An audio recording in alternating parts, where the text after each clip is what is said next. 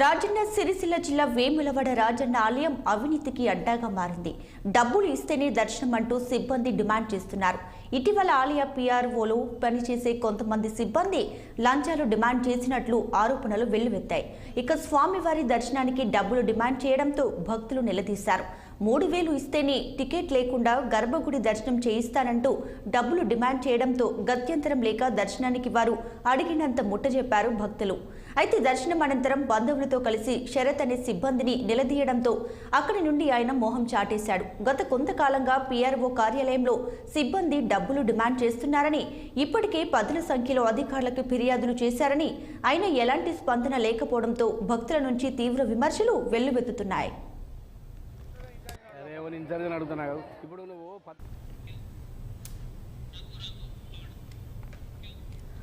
ఇదే అంశంపై మరిన్ని డీటెయిల్స్ ను మా ప్రతినిధి రఘు అందిస్తారు. ఫోన్లో రఘు. Thank you Deepika.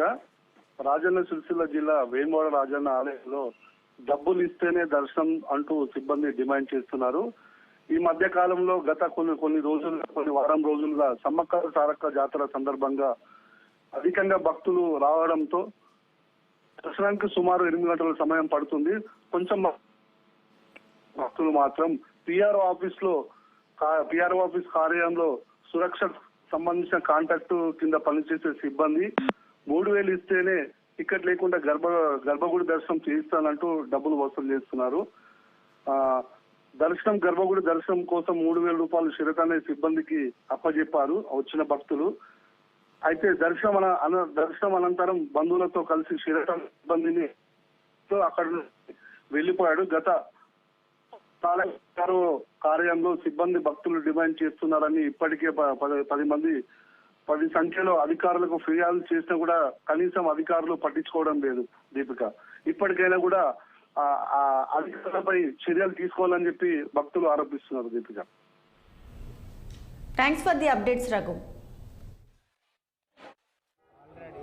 మాట్లాడి టికెట్ ఇవ్వని చెప్తే నేను దగ్గర ఉన్నాయి, నేను ఇస్తా పో అని చెప్పేసి చెప్పిండు. ఆల్రెడీ అక్కడ చేయించండి, అయిపోయింది. దగ్గర ఓడు అన్నట్టు నువ్వు అభిషేకం టికెట్ తీసుకుంటే డైరెక్ట్ తీసుకుపోయి ఇప్పియాలి. 3000 ఏ విధంగా తీసుకుంటావు? ఇద్దరు అని రాసి రిజిస్టర్లో ఇద్దరు అని రాసి 3000 రూపాయలు తీసుకుంటారా? 1000 రూపాయలు అదన